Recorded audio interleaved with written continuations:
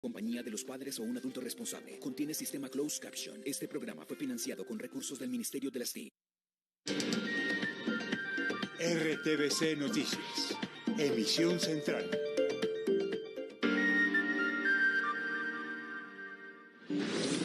Atención, Álvaro Córdoba, el hermano de la senadora Piedad Córdoba, será extraditado a Estados Unidos. El presidente Gustavo Petro firmó la solicitud.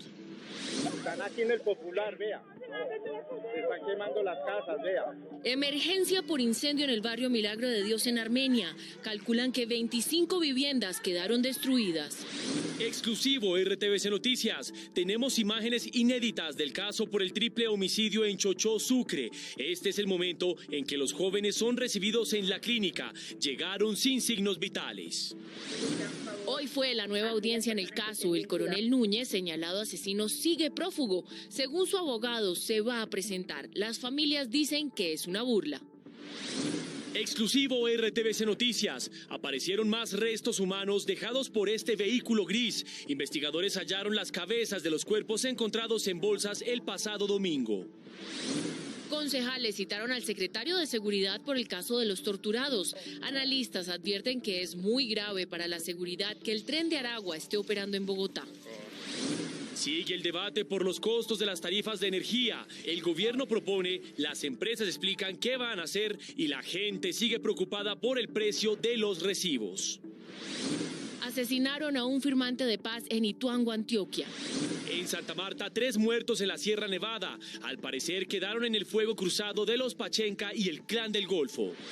Ministro de Defensa dijo que la paz total no es una paz ingenua y que siguen las operaciones. No entiendo por qué me dicen machista si tiene una obsesión conmigo.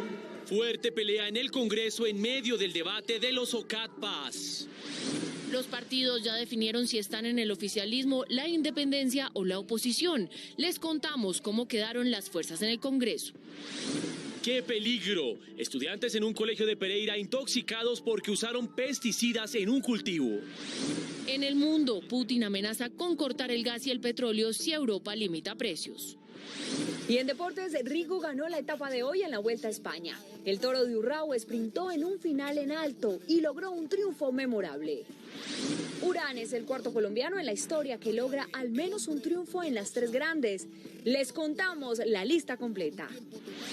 Golazo de Lucho en la derrota del Liverpool en la Champions.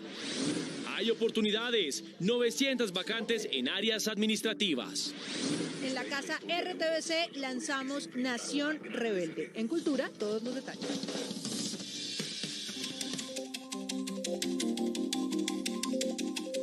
Buenas noches. El presidente de la República, Gustavo Petro, firmó esta tarde la orden de extradición de Álvaro Córdoba, hermano de la congresista del Pacto Histórico Piedad Córdoba. La DEA tiene evidencias en contra de Córdoba, quien es solicitado por la Corte del Distrito Sur de Nueva York por el delito de concierto para importar narcóticos. ¿Qué reacciones hay en este caso? Está en el Palacio de Nariño John López. John, buenas noches y adelante con los detalles.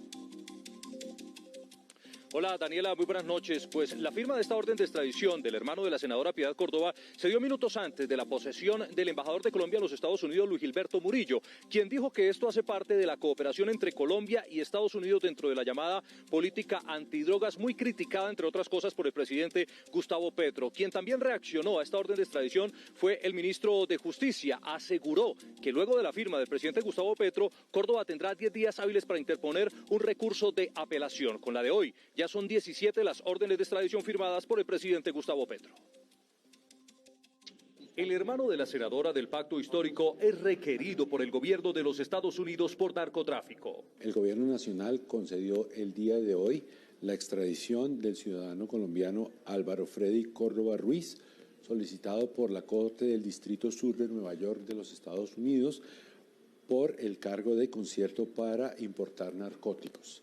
Córdoba fue capturado en febrero de este año. La firma de su extradición coincide con la posesión del embajador de Colombia en Estados Unidos, Luis Gilberto Murillo.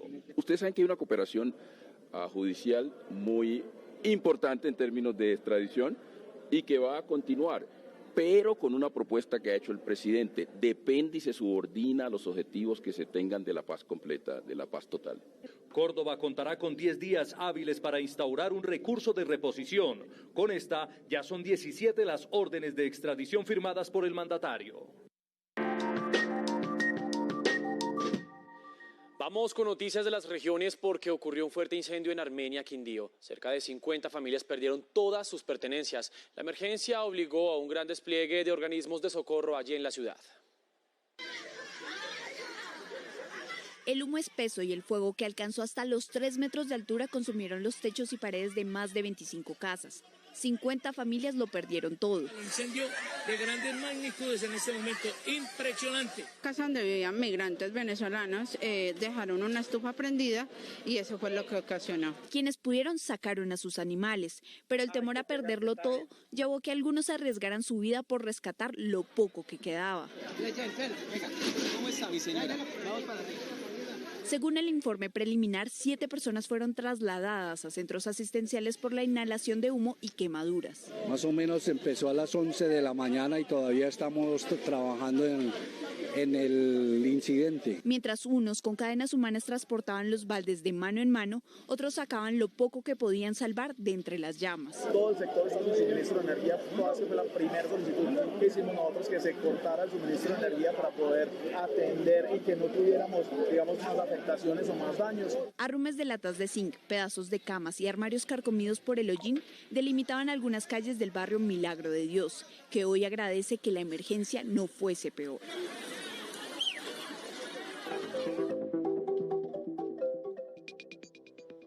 Atención que RTVC Noticias tiene nueva información en el caso del asesinato de los 3 jóvenes en Chochó, Sucre. Vean estas imágenes, son de la Cámara de Seguridad Clínica María Reina y es el momento de llegada de patrullas con los cuerpos de los 3 jóvenes a las 6:18 p.m. Es una nueva prueba en el caso porque al parecer llegaron sin signos vitales, lo que prueba la tesis del asesinato a sangre fría.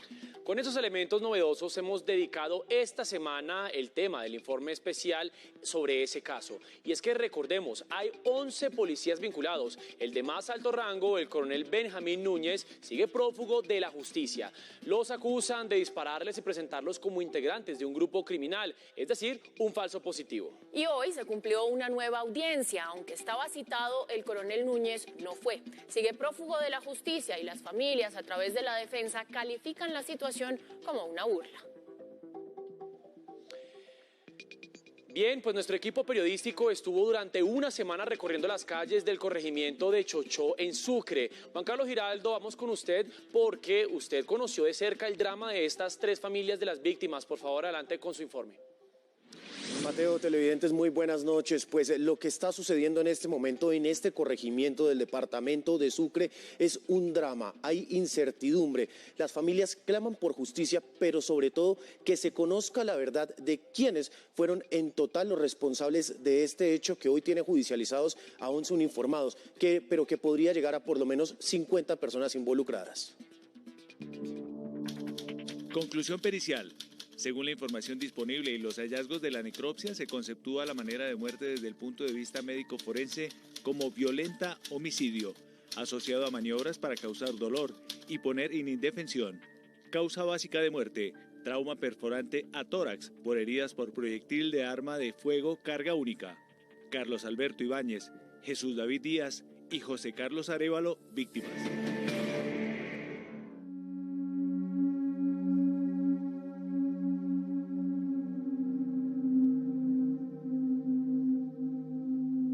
Ese día le preparé su desayuno. Bueno, él se fue primero que yo para el colegio. Se fue tranquilo, alegre para el colegio. El 25 de julio del 2022 parecía un día normal en Chochó, ese corregimiento en donde la gente de vieja muere. Él siempre pasaba acostado en esa hamaca viendo televisión. Se sentó a comerse la trocineta y se acostó ahí a ver televisión. Yo me fui para el patio, me puse a barrer. Cuando ya yo regresé para acá, para la sala, ya no estaba. Ya yo me asomé a la puerta y ya él iba para allá, iba como para allá por el supermercado, para arriba. No se sabe si fue causalidad o casualidad, pero ese día el destino ponía en el mismo lugar a Jesús David y a José Carlos Arévalo. Y ese día pues me salió, como dice uno por acá, una chamba y le dije al hijo menor mío, papá, párate, vamos a hacer un trabajito que salió por ahí. José Carlos se queda en la casa porque tiene la moto. José Carlos le dice a la mamá, mami, voy a pegar para de la novia mía. Y salió. Se encuentra con Jesús, uno de los muertos también. Y le dice, Jesús, marica, para allá para Las Palmas están los pelados aquellos amigos de nosotros parando motos, vamos. Y se fueron para allá. En silencio, el tiempo se hacía cómplice. La llegada de la tarde esta vez fue distinta. Carlos Ibáñez no volvería a su casa como de costumbre. Yo trabajo y me dice, papi, vengo a buscarte a las 5 de la tarde. Y de bueno, amigo, yo te espero. Cuando se va a trabajar. Se cierran las 4:30, cuando se trabaja a las 4, espérate a las 4:30. Yo espero, amigo, ni rastro que llegaba ni nada. Fue cuando yo aquí me dice que el niño había cogido una carrera que transportó una muchacha aquí para Insaleo. Me cuentan a mí que ellos estando observando y haciendo lo que estaban haciendo con las motos, ellos observan tipo en la tardecita, observan que viene una patrulla, pero no una patrulla, vienen bastante gente, agentes de la policía. Y uno de los pelados se da cuenta y sale y le avisa a los pelados, pila que viene la policía. Y ellos en miedo de que le vayan a quitar la moto salen corriendo. Cuentan de que un policía que disparó y hirió a Jesús. El hijo mío lo embarca y salen hacia Chochó. Todavía en ese momento, los pelados no sabían ni qué estaba pasando en el mundo. ¿Qué pasó? Ya yo le vi el niño sangre aquí, ¿no? Que un policía le metió un balazo en la rodilla. Dije, ¿cómo así? Yo salí corriendo, me desesperé, me sacó nervio, me puse a llorar, a gritar. Yo le dije a la hermana, ay, corre, llévatelo tú. Corrieron los vecinos, le amarraron la pierna. Se la llevó. Al cruce de la garita llegaron Jesús David Díaz y José Carlos Arévalo. Minutos después también Carlos Ibáñez. Ese fue el último momento en que fueron vistos con vida. Él llegó a ese sitio, ese abuelo le dio a la policía y por qué lo maltrataban, que son eras de verde, maltrataban a un muchacho así. Entonces cuando llegó un policía y le dijo, venga, usted también es otro, tírese al suelo. Yo como mamá, si yo hubiera sabido que ese retén estaba ahí, yo a mi hijo no lo dejo ir para allá. A mi hijo no lo dejo ir para allá, pero como uno nunca sabe lo que va a pasar. Y ahí se lo quitaron a la hermana y lo tiraron al suelo. Y la hermana le decía, porque llegaron los policías pateando, le daban que patas por las piernas, por las costillas. Y ella gritaba que no le pegaran, que él era inocente, que él no sabía de nada, que lo estaban acusando ahí, que no lo patearan, que él estaba herido, que ella lo hubiera llevado para la clínica. Pero a ellos no les importó en ese momento. Sería que tendrían el diablo metido. Hubieron muchos testigos que los pelados ahí, en la intersección esa, estaban vivos. Al salir de la casa, pues, abracé a mi esposa y salí. Cuando yo entré a la clínica, ya el hijo mío estaba de eso. Esos pelados llegaron muertos a la clínica. La pregunta que yo me hago, si él estaba vivo, ¿por qué más tarde aparece muerto? ¿Por qué por allá a las 7:20, 7:30, por qué lo entregan muerto? No es justo. No, en el momento que lo vi, no. O sea, se me puede llorar a mi hijo. Y lo vi todo ensangrentado ahí, sí. Lo reconociera porque por el tatuaje que tiene aquí en una corona que tiene el nombre de la mamá. Por eso lo reconocí. Entonces, ¿qué pasó en Chochó y qué llevó a que Carlos Alberto, Jesús David y José Carlos fueran asesinados por la policía? A mí me parece que todos deben de ir presos, doctor. Porque si todos portaron un granito de arena, todos tienen que ir presos. No, doctor, yo no los perdono. Los que los perdone Dios, pero yo no los perdono. Por lo que hicieron con mi hijo y los demás pelados. Esos pelados no eran como dijeron primero, que eran del plan del Golfo. Eso es falso. Queremos justicia. Y que limpien el nombre de mi hijo y de los demás pelados y del pueblo. Solamente le digo a Dios, Señor, perdóname a mí, que los perdone Él. Solo le pido a mi Dios que mañana o pasado mañana, entre 1 año o 2 años, me diga cuál fue el objetivo, por qué sucedieron los hechos. Impactante. Hablemos de lo que ocurrió hoy en la audiencia. El coronel Núñez no se presentó, sigue prófugo de la justicia. Las familias califican la situación como una burla. Hoy se tenía prevista la imputación de cargos contra el coronel Benjamín Núñez. Sin embargo, el oficial no se presentó y sigue prófugo de la justicia. Por temas de seguridad, tenemos la evidencia que se está ofreciendo 150 millones por su muerte o por su captura vivo. La jueza decidió no reconocer el Poder Judicial a los abogados para representar al coronel. Los abogados de las víctimas rechazaron la ausencia. Debido a que si se tiene contacto, como ha dicho el defensor, que ha tenido contacto pleno con el procesado, pues entonces, ¿por qué no lo presenta? ¿Por qué no lo entrega? ¿Por qué tienen esta artimaña? El abogado dice que su defendido responderá y se presentará. La jueza aplazó la audiencia y criticó el hecho que el oficial no se presentara. Dijo que la diligencia no afectaba la seguridad del oficial. Mañana no se pierdan la segunda parte de este informe especial de esta tragedia ocurrida en Chochó, Sucre. A continuación, más noticias RTVC del día. El tema de los cuerpos embolsados llegó hoy al Consejo de Bogotá, donde fue citado el secretario de Seguridad. Entre tanto, RTVC Noticias conoció nuevos detalles muy macabros de los restos de cuerpos y del carro gris. ¿Qué fue lo que pasó, Katy Sánchez? Buenas noches. Muy buenas noches. El secretario de Seguridad, Aníbal Fernández de Soto, y el general comandante de la Metropolitana de Bogotá, Carlos Triana, tendrán que dar respuesta a las preguntas que tienen los concejales en cuanto a la ola de homicidios y embolsados que tiene azotada la seguridad en la capital del país. En cuanto a los detalles, en exclusiva también en RTVC Noticias, dieron a conocer también los detalles en cuanto a los nombres de las personas que estarían ya en estas bolsas en Suba y en Engativá. Sin embargo, encontraron también las cabezas que, según el CTI de la Fiscalía, no estaban dentro de las bolsas el pasado domingo. Fuentes judiciales confirmaron a RTVC Noticias que ya fueron identificadas las personas que aparecieron embolsadas en las localidades de Suba y Engativá y cuyos cuerpos fueron repartidos en bolsas por este carro gris. Son 4 hombres colombianos que habían llegado a Bogotá de la costa y del Caquetá. Otro hallazgo importante fue más partes de los cuerpos, pues no estaban completos cuando los hallaron en las bolsas el pasado domingo. Se trata de las cabezas de las víctimas, pues habían sufrido decapitamiento. En el análisis de las cámaras se intenta establecer quién es este hombre de gorra blanca que se ve en el puesto del pasajero del carro gris. También buscan la motocicleta que acompañó este carro. Y es que según los concejales, hoy en ese debate de seguridad, las cifras no les cuadra. La Metropolitana da una cifra, la Secretaría de Seguridad otra, los concejales en sus investigaciones otra, y nosotros en RTVC Noticias tenemos 33 embolsados desde el 1 de enero hasta la fecha. En lo corrido del año en Bogotá se han presentado al menos 33 cuerpos embolsados, sin contar los homicidios de tortura que sumarían más de 50 casos, cifras que en todo caso podrían ser mayores. A mí no me dan las cuentas.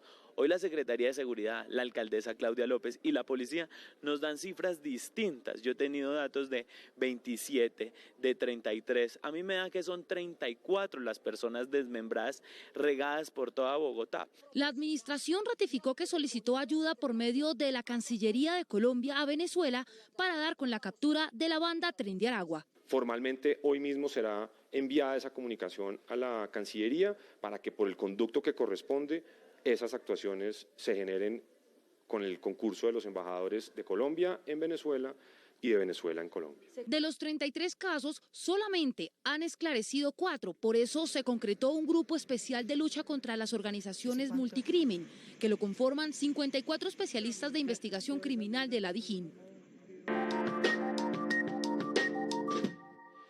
Los generadores de energía anunciaron que asumirán una parte de los costos que influyen en el aumento de las tarifas de la energía allí en el Caribe. Lucía Llanes, muy buenas noches. ¿Qué otras propuestas hicieron? Mateo, muy buenas noches. El gremio de generadores además propone limitar de forma temporal el incremento del índice de precios al productor o IPP, que en este momento se encuentra por encima del índice de precios al consumidor, lo que inevitablemente se traduce en facturas con valores muy elevados. Ante las quejas de los usuarios del servicio de energía, la empresa Aire explica que las tarifas no las define la compañía, sino la Comisión de Regulación de Energía y Gas. Las compras de energía que traemos de los diferentes generadores ha tenido un crecimiento por encima del 35%, el cual viene impactando directamente a los usuarios. Representantes de las empresas de generación de energía eléctrica ofrecieron financiar una parte de la tarifa. Esto quiere decir que los generadores van a aliviar el cobro que los comercializadores hacen a los usuarios finales. Según EPM, el Caribe sigue pagando por las irregularidades del anterior prestador del servicio de energía. Ahora, estamos abiertos a alternativas, incluso a la de entregarle nuevamente a Finia al gobierno nacional. Nosotros, digamos, nosotros estamos ahí con el ánimo es de ayudar y de servir. El gremio considera que las medidas legislativas tardarían mucho tiempo en reflejar un beneficio en la factura de los usuarios, por lo que proponen una financiación a corto plazo para empezar a brindar soluciones. 2 millones de personas podrían quedarse sin el servicio de luz, así lo advirtió la empresa Enel. Asegura que bloqueos viales no han permitido realizar el mantenimiento de la hidroeléctrica El Guavio. El mal estado de las vías de Igualá, Cundinamarca, ha sido motivo de bloqueos. Que se acostumbre desde chiquito. La manifestación tiene en amenaza el suministro eléctrico para más de 2 millones de hogares en Colombia, porque la hidroeléctrica El Guavio queda en inmediaciones del sector. Nos impiden también la entrada de nuestros contratistas y nuestros colaboradores a la central hidroeléctrica para poder realizar los mantenimientos preventivos. La compañía advirtió que hoy dejaron no disponibles 2 unidades de la hidroeléctrica que abastece energía. Sin embargo, el alcalde de Igualá negó que los bloqueos afectan el mantenimiento. Aquí hay algo particular, que es que las comunidades no los dejan ingresar en vehículos, pero caminando lo pueden hacer como lo están haciendo en este momento. El gobernador de Cundinamarca indicó que la vía principal del Guavio será adjudicada el 29 de septiembre para que sea intervenida. La hidroeléctrica es la responsable de abastecer energía al 7% de las familias en Colombia. El gobierno busca cambiar la forma en la que se calcula el cobro del servicio de energía para que la tarifa baje para los usuarios. El consenso será concretado con las empresas generadoras. El gobierno insiste en que el modelo de cobro del servicio público de energía debe ser revisado. Las tarifas se componen de la generación, por un lado, la transmisión, la distribución, la comercialización, las pérdidas y las restricciones. La generación y distribución contribuyen en promedio 69% del total de la tarifa. Estamos analizando la incidencia que tiene sobre la tarifa los indicadores económicos. De este diálogo saldrá una decisión de cómo hacer que esta tarifa baje. Las empresas generadoras concuerdan en la redefinición de la fórmula.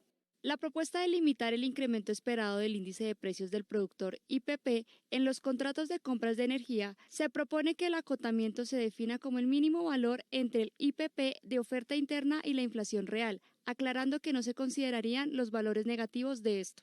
La meta de estas reuniones entre autoridades y empresas es favorecer la regulación de las tarifas con el fin de que sean estables para los usuarios. Denuncian que un reincorporado fue asesinado en Ituango, Antioquia. Aseguran que el caso ocurrió hace 7 días y el cuerpo está con el de otra víctima, pero debido a la situación de orden público no ha podido ser recogido. El doble homicidio ocurrió el 31 de agosto en la vereda El Vadillo, norte de Antioquia. Según habitantes de la zona, la presencia de actores armados dificulta el levantamiento de los cuerpos. Por la difícil situación de la zona, los cuerpos no los han recuperado. Con este asesinato, llevamos en Antioquia ya 34 asesinatos de firmantes. Integrantes del Partido Comunes solicitan mayores garantías de seguridad para los firmantes de paz en los territorios. Porque la arremetida contra los líderes sociales y los firmantes continúa en todas las regiones de Antioquia. Por su parte, la Defensoría del Pueblo emitió una nueva alerta a 5 municipios de Antioquia por el alto riesgo al que están expuestas las comunidades ante confrontaciones armadas en la región del Nordeste. Amalfi, Anorí, Remedios, Segovia y Vegachí. Nuestro sistema de alertas tempranas encontró que varios grupos armados ilegales se disputan el control territorial de la zona y el manejo de actividades ilegales. Durante este año en el nordeste de Antioquia se han registrado 81 homicidios, situación que mantiene en alerta a las autoridades.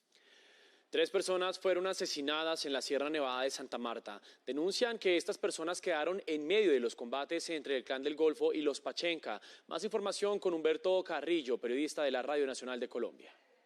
Comunidades campesinas y ambientalistas de la Sierra Nevada de Santa Marta manifiestan temor luego de la ocurrencia de 3 asesinatos en las últimas horas, como lo denuncia el presidente de la Plataforma de Derechos Humanos, Lerber Dimas Vázquez. Santa Marta, al mes pasado, entre Santa Marta, Ciénaga y Zona Bananera, sumaron más de 210 homicidios. Creo que es necesario que la Sierra Nevada de Santa Marta se establezca como una prioridad para el gobierno nacional y para que a partir de allí se empiecen a tomar decisiones importantes. Y debido a esta situación, la Plataforma de Defensores de Derechos Humanos, ambientalistas y líderes sociales de la Sierra Nevada de Santa Marta pidieron al gobierno nacional priorizar a la ecorregión Sierra Nevada, Serranía del Perijá, entre las 9 regiones de paz del país. Hasta el momento no hay un pronunciamiento oficial por parte de las autoridades. Radio Nacional de Colombia y RTVC Noticias, conectados 24/7. El ministro de Defensa, Iván Velásquez, se refirió hoy a las operaciones militares en medio de los anuncios de paz total del gobierno. Dijo que la que propone el gobierno no es una paz débil. El ministro de Defensa afirmó que el gobierno no va para las operaciones militares porque la paz no será una paz ingenua. La fuerza pública tiene que continuar actuando, tiene que cumplir con su deber. Mientras no haya una decisión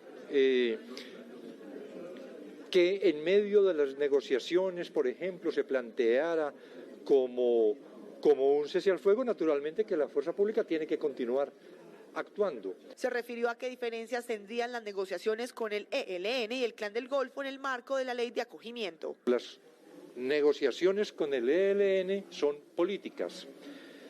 Respecto de otras organizaciones son conversaciones jurídicas o negociaciones jurídicas. Esa es la diferencia. Velásquez puntualizó que si el ELN incumple un eventual cese al fuego, habrán consecuencias porque debe ser algo de parte y parte. Y sigue la búsqueda de acuerdos en torno a la reforma tributaria. El Ministerio de Hacienda está dispuesto a bajar la propuesta de impuesto a los dividendos y ve por buen camino el trámite del proyecto.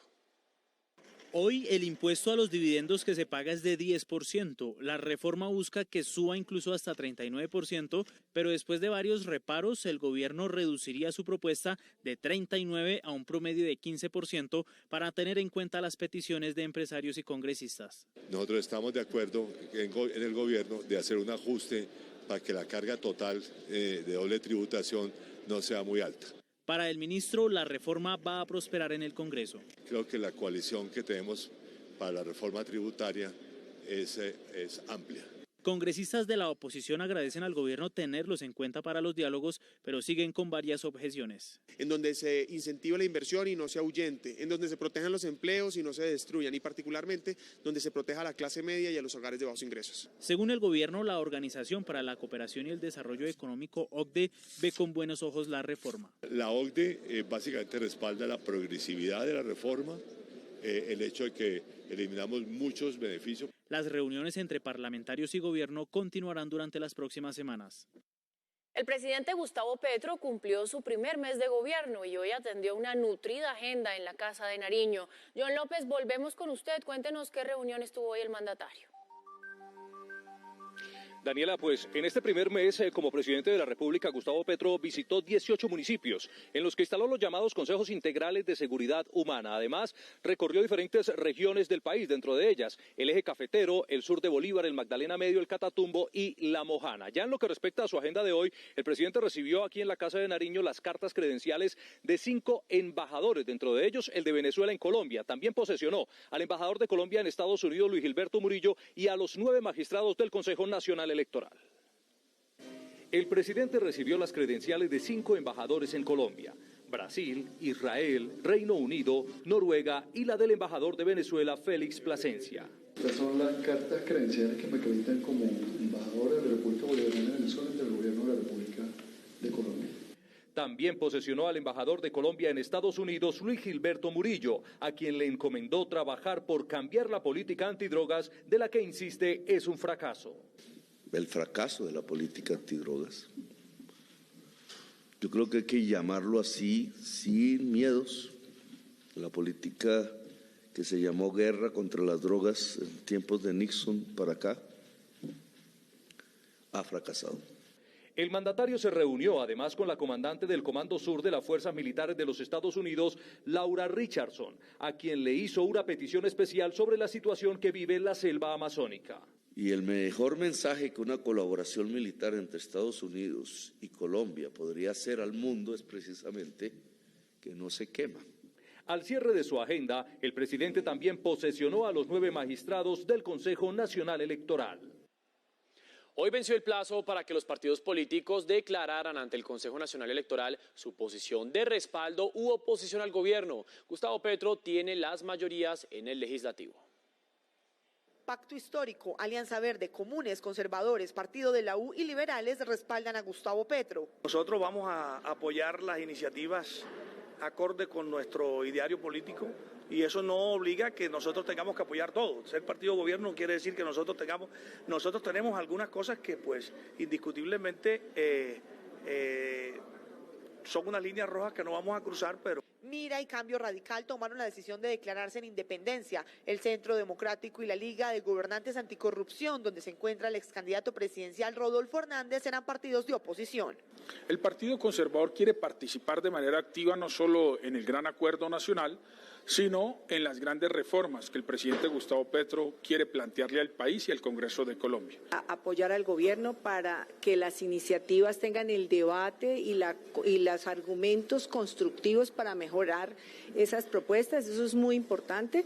El presidente del Congreso, Roy Barreras, le recordó a los partidos de gobierno cuáles serán sus obligaciones. Acompañan y apoyan la agenda de gobierno, empezando por una reforma tributaria que es indispensable para poder subsidiar los alimentos, los fertilizantes, para poder cerrar la brecha social y que esperamos que en manos del ministro de Hacienda le meta el pie en el acelerador. El presidente del Legislativo se reunió con los voceros de los partidos de gobierno para acordar una agenda legislativa. Para el próximo martes agendaron el primer debate de control político al costo de las tarifas de energía. Una fuerte pelea se dio hoy en el Congreso en medio del debate de los OCAD Paz. ¿Qué fue lo que pasó, Luisa Barberi? Adelante y buenas noches.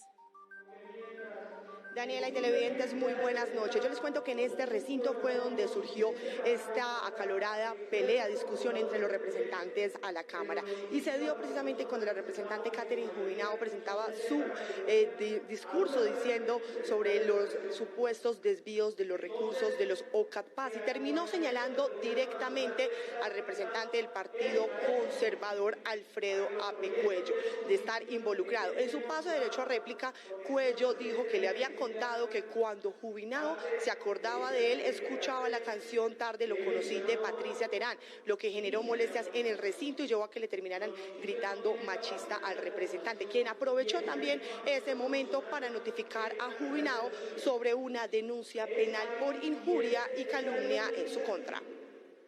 El congresista que me anda hostigando judicialmente y mandándome razones, que es quien conecta a los Cayón con todos estos contratistas. Por supuesto que es Alfredo Ape Cuello. Pero usted ciertamente sí tiene que ir a responderle a nuestros jueces sobre todo este entramado descarado y cínico de contratación que a una sola familia en el Cesar le entregó cerca de 80.000 millones de pesos. Yo la entiendo, ella vive en un afanoso desespero por llamar mi atención, no me voy a referir, pero dejen hablar, pero tranquilo, pero dejen hablar. Lo que pasa, Caterine, es que no te han notificado, pero date una vuelta por la corte, que ahí reposa mi denuncia por injuria y calumnia. Algunos alcaldes salieron inconformes de la primera mesa de diálogo para ponerle fin a la invasión de terrenos. Piden al gobierno menos reuniones y más acciones. Denuncian amenazas y aumento de la violencia. ¿Está funcionando el diálogo? Medianamente, realmente necesitamos esas acciones, menos reuniones. Este es el llamado de al menos 10 alcaldes del Cauca, Valle, Cesar, Atlántico y Bolívar. Dicen que cada día que pasa crece la violencia y las hectáreas de tierra invadidas.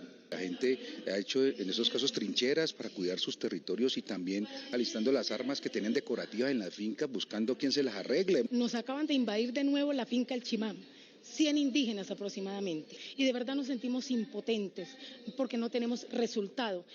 La ministra de Agricultura pidió paciencia, pero también llamó a los violentos a frenar las vías de hecho. Ya hay orden para la seda, tenemos un grupo que está trabajando intensamente, o sea, yo no había visto una desesperación tal. Este es un llamado a hacerlo por las buenas, ¿sí? Es un llamado a hacerlo de manera que disminuyamos los conflictos. La Defensoría del Pueblo confirmó que ya son 10 los departamentos con invasiones en los que el ELN y disidencias de las FARC también han aprovechado para robar tierras. El ministro de Justicia, Néstor Osuna, propone que los llamados delitos menores tengan una pena en una modalidad de cárcel abierta. Esto implica que las personas privadas de la libertad salgan a trabajar y vuelvan a dormir a la cárcel. Delitos económicos sin violencia, microtráfico o delitos que no afecten la integridad de las personas o su libertad sexual podrían ser pagados de una manera distinta a la reconocida. Esas actividades laborales tienen lugar en algunos sitios que el Estado señala para que puedan trabajar allí y por supuesto que se desplazan de la cárcel al lugar de trabajo con toda la seguridad, puede ser seguridad electrónica o vigilancia por medio de guardias y por la tarde vuelven a la cárcel. Hoy las condenas se ejecutan en cárceles o en prisión domiciliaria. Esta tercera posibilidad tendría que pasar por Senado y Cámara. Eso funciona así en muchos lugares del mundo y creo que podría intentarse en Colombia, pero no es algo que se pueda decidir unilateralmente por el Ministerio, sino que requiere concertación con el Congreso de la República. Si la persona privada de la libertad burla esta medida, regresaría a un régimen de encierro total, sin el beneficio de ejercer labores fuera de prisión. Las lluvias continúan generando estragos en Antioquia. Las fuertes precipitaciones de las últimas horas ocasionaron inundaciones y deslizamientos en el suroeste, Urabá y norte del departamento. Dos ríos del corregimiento de San José de Apartado inundaron las calles del municipio. Cientos de viviendas reportaron que quedaron entre el agua. No, papi. Espere, que el papá ya sale. No, mi papá. Espere, vamos allí. En Betania, 5 veredas están incomunicadas por deslizamiento y caídas de árboles, manteniendo bloqueado el paso a los habitantes. Estas situaciones se están verificando en terreno cuáles son las afectaciones reales a raíz de estas lluvias de la tarde de ayer. Por otro lado, en Carolina del Príncipe hay pérdida de la banca en 3 puntos sobre la vía al municipio de Santa Rosa de Osos. Ya la Secretaría de Infraestructura Física de la Gobernación de Antioquia tiene conocimiento y está realizando las acciones para superar esta situación. Las subregiones del Urabá y suroeste de Antioquia están en alerta roja por las fuertes lluvias. 26 estudiantes de un colegio en Pereira, Risaralda, resultaron intoxicados durante su jornada educativa. Paula Rodríguez, periodista de la Radio Nacional, tiene más detalles. Momentos de angustia vivieron algunos estudiantes y padres de familia de la institución educativa de Comia en la capital risaraldense por los síntomas que presentaron 26 de ellos, que tuvieron que ser llevados a diferentes hospitales luego de una intoxicación por agentes químicos en el ambiente. Se evidenció que en una finca del sector se presentó una situación con unos químicos, con unos pesticidas para cultivos de tomate y esto al parecer fue lo que pudo haber generado esta situación. Algunos de los menores permanecen bajo observación médica, mientras la gran mayoría fueron dados de alta. Se encuentran en situación estable en varias IPS de la ciudad donde están siendo atendidos y se espera un resultado positivo de esta novedad y se estará informando a todos los medios el resultado de ello. Radio Nacional de Colombia y RTVC Noticias conectados 24/7. En Teorama, norte de Santander, estudiantes de 2 colegios tuvieron que dejar de asistir a clases por enfrentamientos entre la fuerza pública y grupos armados ilegales. Joana Lobo, periodista de la Radio Nacional, tiene los detalles. El llamado se hace en medio de una manifestación por parte de los habitantes de las veredas Caño Seco y Piedras de Moler, ya que las constantes confrontaciones entre la fuerza pública y grupos armados no permiten que los menores asistan a las instituciones educativas y muchas comunidades se han desplazado hacia el corregimiento de San Pablo. A raíz de todas estas incursiones, la comunidad ha tomado la determinación de desplazarse de manera forzada a la casa campesina del corregimiento de San Pablo. Obviamente hay que abordar estrategias y pues hemos conseguido a través de la Junta de Acción Comunal del corregimiento de San Pablo que nos cedan la biblioteca pública para continuar con las clases con ellos. Una misión humanitaria estuvo visitando estas veredas para apoyar a quienes aún se encuentran en el lugar. Sin embargo, aseguran que deberán abandonarlo si no terminan las confrontaciones. Radio Nacional de Colombia y RTVC Noticias, conectados 24/7. Hoy fueron trasladados los cuerpos de 6 de los 7 uniformados asesinados en Neiva para la despedida final en sus regiones. Vamos con más noticias regionales con los periodistas de la Radio Nacional. Y en el Chocó, las vías que comunican a Quibdó con el departamento de Antioquia, exactamente en 3 sectores, Alto del Consuelo, el 12 y también Las Mirlas, se encuentran bloqueadas por comunidades indígenas, quienes reclaman interconexión eléctrica en 2 de estos resguardos. El Ministerio de Comercio, Industria y Turismo estará desde hoy y hasta el 9 de septiembre en Cartagena para hacer control a los cobros excesivos que han venido denunciando turistas en el distrito. La jornada también contemplará escuchar a los visitantes para conocer las zonas donde se estén registrando estos hechos y así tomar acciones. En Barrancabermeja, en Santander, un rayo impactó una lancha donde se movilizaban 18 personas. 6 de ellas, incluido un menor de edad, resultaron heridos de gravedad. También en el puerto petrolero las autoridades han anunciado la alerta amarilla por el bajo caudal del río Magdalena en el sector del muelle. Allí se presentan menos de 3 metros de la afluente hídrica.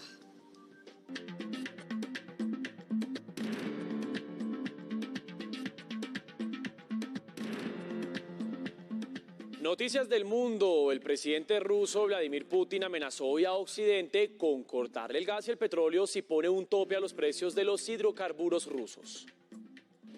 No suministraremos nada en absoluto si es contrario a nuestros intereses, en este caso económicos. No suministraremos gas, petróleo, carbón o combustibles. A lo que hace referencia es al tope de precios que algunos países consideran dar a sus combustibles, gesto que tildó de estupidez y que empata con las apocalípticas imágenes de Europa gélida en el más reciente video de su estatal petrolera Gazprom, después que un operario llegue a cerrar las válvulas de gas. Han engañado una vez más a los países en desarrollo y siguen engañando. De esta forma, Putin pide la revisión del acuerdo negociado con Naciones Unidas que habilitó a Ucrania a exportar su grano a través del Mar Negro. Acusa a Kiev y Occidente de usarlo a su favor. Y cuando se confirma el encuentro en Uzbekistán entre el líder chino Xi Jinping y Putin, y este desestima el coste de la guerra, la Casa Blanca advierte que Moscú compra millones de proyectiles a Corea del Norte para reponerlos agotados por meses de combates en Ucrania, como si de armar una triangulación contra Occidente se tratara.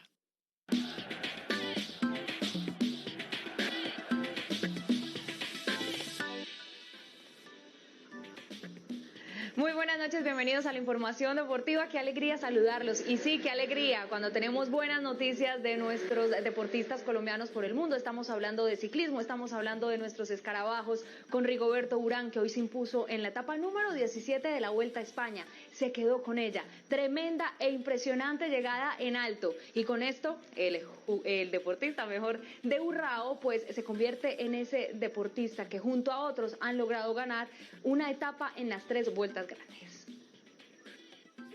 Rigo ganó con la berraquera que lo caracteriza y que vale la pena copiarle. Siempre tenemos que creer, luchar.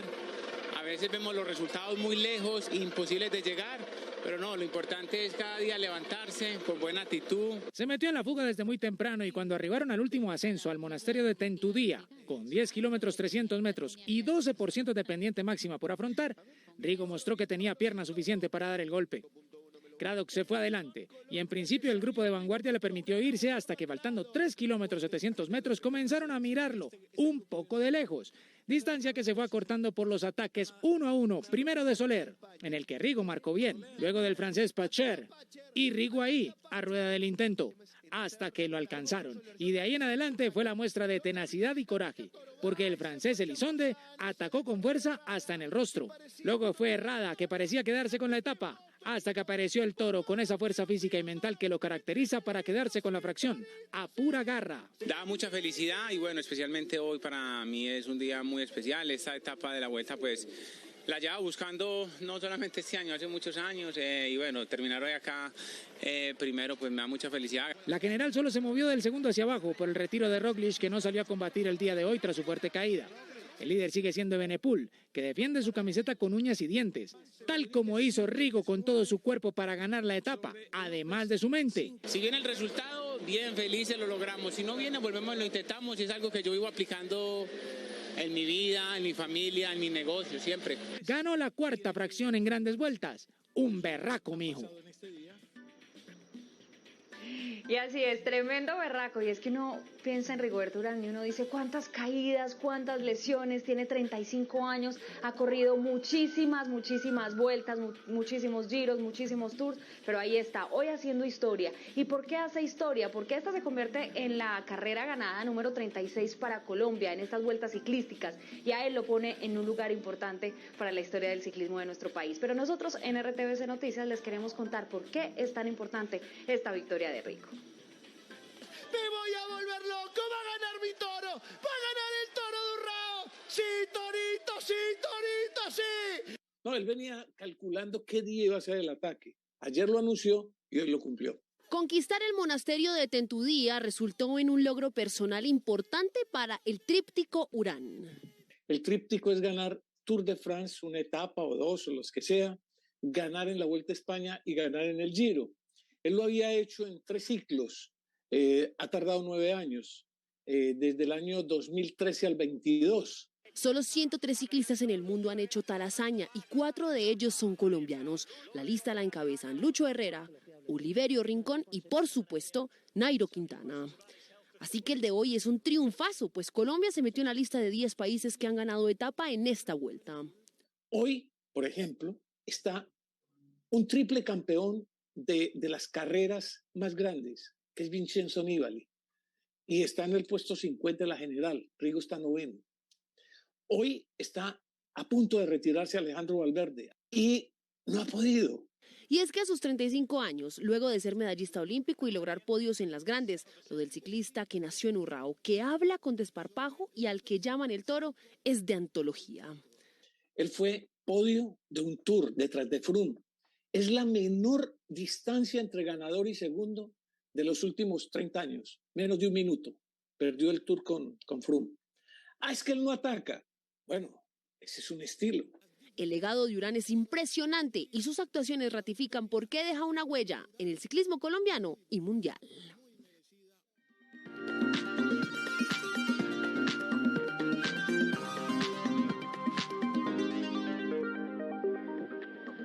Hola a todos, bienvenidos a las noticias culturales. Yo les cuento que estoy en un evento muy interesante porque es el lanzamiento de Nación Rebelde, que es un documental que nos cuenta la historia del rock colombiano, del rock en español en Colombia.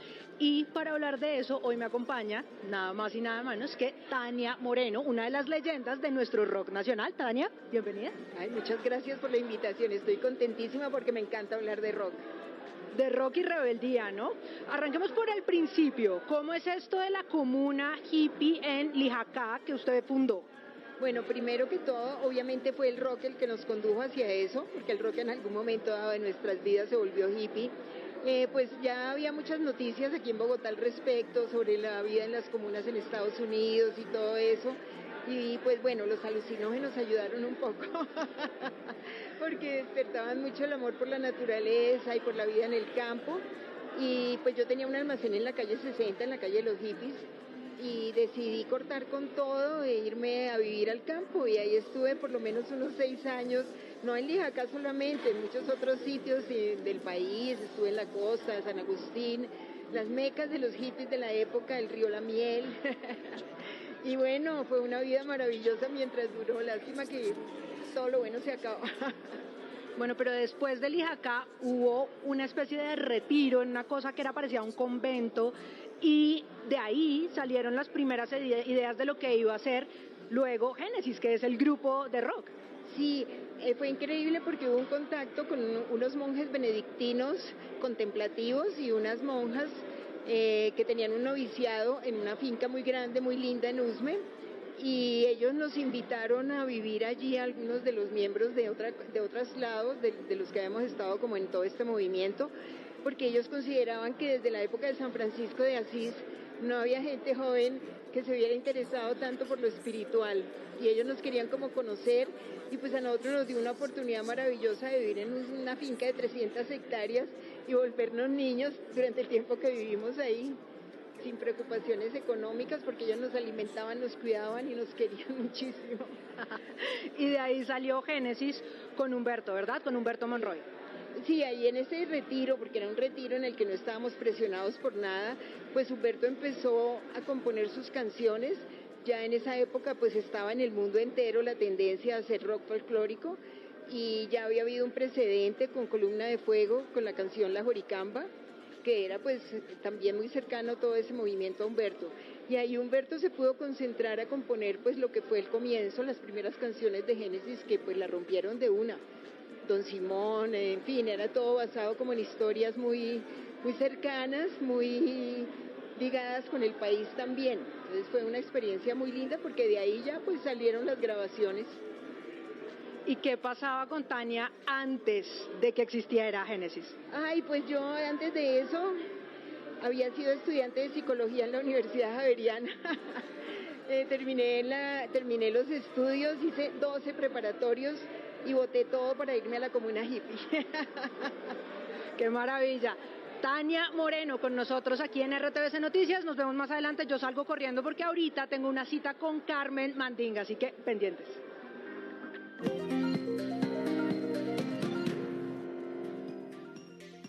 El precio del dólar bajó 34 pesos y cerró a 4.446 pesos. El precio interno de la carga de café bajó 108.000 pesos, quedó en 2.384.000 pesos.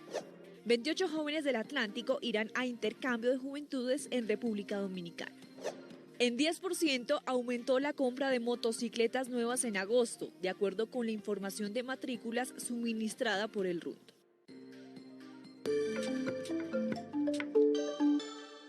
La procuradora Margarita Cabello se refirió a las pensiones como un derecho que se debe garantizar y que no pueden ser tratadas como un ingreso que se pueda gravar. Más hechos del día en un minuto.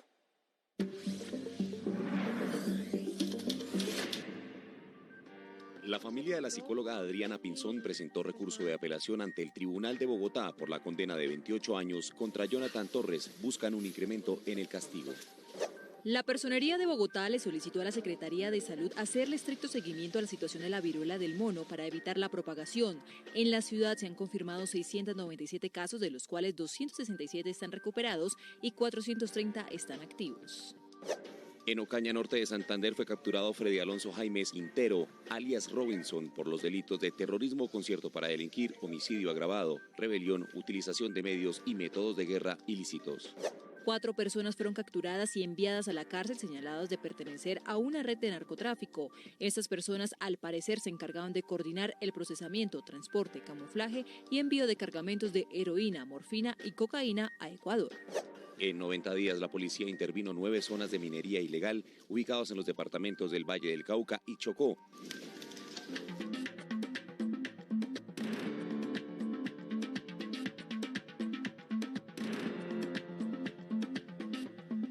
Actualizamos las noticias internacionales. América se convirtió en el epicentro del brote de la viruela del mono, según reveló la Organización Panamericana de la Salud. Y es que hay que decir que hasta hoy se han notificado más de 30.000 casos en el continente. Más noticias del mundo a continuación. Barack y Michelle Obama develaron hoy sus retratos oficiales en la Casa Blanca, reviviendo una tradición de cortesía política interrumpida por Donald Trump. El presidente Joe Biden y la primera dama Jill les dieron una cordial bienvenida a los Obama. Barack encadenó unas cuantas bromas, mientras que Michelle dio un discurso mucho más político durante el evento. La nueva primera ministra de Reino Unido, Liz Truss, acudió al Parlamento y chocó con el líder de la oposición sobre cómo ayudar al pueblo británico con las exorbitantes facturas del gas y la electricidad. Truss dijo que tomará medidas inmediatas y que está determinada a solucionar la difícil situación surgida tras el Brexit en Irlanda del Norte. El Organismo Internacional de Energía Atómica publicó un informe donde encendió las alarmas respecto a los progresos de Irán y Corea del Norte en esta materia. Teherán ha aumentado en gran cantidad el uranio enriquecido al 60% para la formación de bombas atómicas, mientras que Pyongyang estaría en proceso de reabrir y ampliar las instalaciones de pruebas nucleares. El informe anual de la Organización Meteorológica Mundial reveló que las olas de calor y los incendios forestales se volverán más frecuentes, intensos y duraderos por el cambio climático y empeorarán la calidad del aire y la salud de los seres humanos. Las regiones en las que el fenómeno será más notorio albergan a un cuarto de la población mundial. Llegamos a oportunidades. Atentos, hay 900 vacantes de empleo en áreas administrativas a nivel nacional y aquí les contamos cómo aplicar. En oportunidades de trabajo, vaya a la página www.impactamag.com. Seleccione la pestaña Archivo de Noticias. Allí debe dar clic en Prepárese para la Feria Virtual de Empleo. Acá encontrará la descripción y requisitos de la convocatoria que reúne empresas de servicios temporales a nivel nacional. Atentos, porque las vacantes disponibles son en áreas administrativas. Deslice hasta abajo y dé clic en el enlace. Acá tendrá que diligenciar sus datos personales y seguir el paso a paso. Y mucho ojo, porque la feria será este 8 de septiembre y podrá aplicar a los diferentes cargos de 8 de la mañana a 5 de la tarde. Y muy importante, recuerde que si quiere seguir informado 24/7, nos encuentra en todas nuestras redes sociales como RTVC Noticias.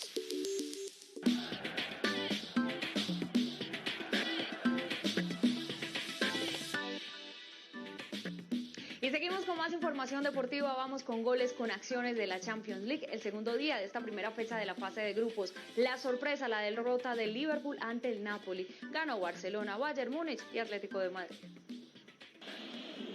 Liverpool sigue de capa caída y esta vez al equipo de Klopp le tocó sufrir en el estadio Diego Maradona. Con doblete de Zielinski, la aparición de Samu Anguissa y el gol de Gio Simeone, el Napoli se impuso 4-1 a los Reds. El único gol de los ingleses lo hizo Luis Díaz. Fue un triunfo agónico del Atlético de Madrid sobre el Porto. Mario Hermoso puso el 1-0 al 90+1 y 5 minutos después, penal para el Porto que convirtió el colombiano Mateus Uribe. Pero Griezmann se puso la capa de héroe y le dio la primera victoria al Atleti en el Grupo B. Barcelona y Robert Lewandowski siguen de idilio. Tras el primer gol de Franck Kessié para los blaugranas, el polaco marcó su primer triplete de la temporada en el Camp Nou ante el Victoria Plzeň. Ferran Torres selló la victoria en casa para una goleada que genera ilusión en Cataluña. El 2-0 fue un regalo de Danilo de Ambrosio al minuto 66.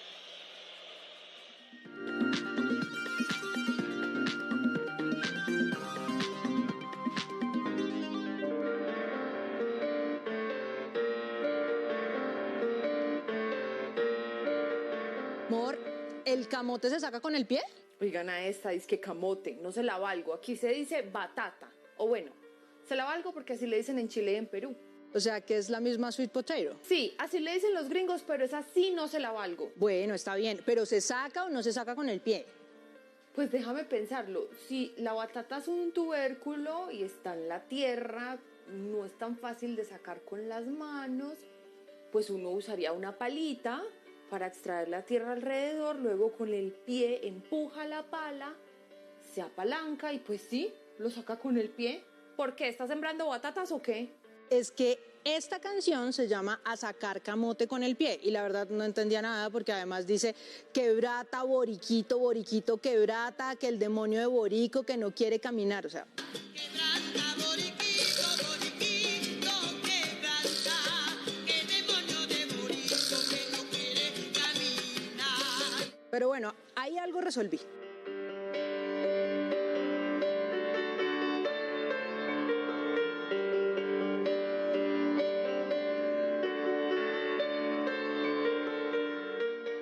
Bueno, y a todas estas, ¿usted se ha comido batata? Pues en fries con una hamburger y sweet potatoes. Ah, no, esa sí no se la voy a valer. Usted puede decir batata, como decimos en Colombia, usted puede decir camote, como dicen en Chile y en Perú, o incluso boniato, como dicen en Cuba. Pero sweet potato no, porque sweet sí es, pero potato no. La papa es una solanácea y el camote es una convolvulácea. Ah, no, a mí hábleme en español. Ah, pues es que son de dos familias diferentes. Si bien ambas son unos tubérculos, la papa es más firmecita y la batata es más pastosita, ¿sí? En Estados Unidos con la sweet potato hacen como un pie que cubren de masmelos, también hacen unos purés, etc.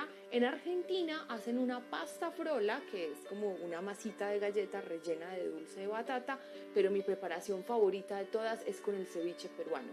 Te sirven el ceviche, que tiene ese ácido y esos minerales del mar, al lado de una batata dulzona cocida y hacen un contraste maravilloso. O sea que hoy comemos ceviche. No, belleza, como usted me está hablando de las sweet potatoes y las fries y la hamburger, pues le voy a hacer unas batatas fritas. Lo que voy a hacer es picarlas en bastoncitos y pasarlas por aceite bien caliente hasta que queden doraditas.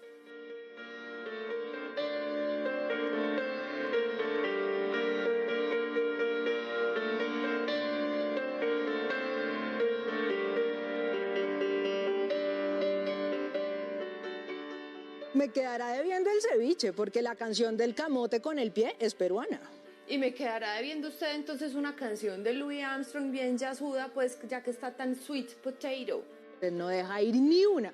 Pues mira que la canción del camote con el pie no es cualquier cosa. Es música tradicional peruana que cantaban los esclavos africanos en el Valle del Cañete, que queda entre Lima y Chincha. Fue pasando de una generación a otra a través de la tradición oral hasta que alrededor de 1950 un señor que se llama Caitro Soto la recopiló junto con otras canciones tradicionales y las volvió a poner en los escenarios. Bueno, me convenció. Aquí le guardo sus batatas a la francesa. Yo soy Carmen Mandinga. Yo soy Laura Galindo M. Y esto es Cantar con la boca llena.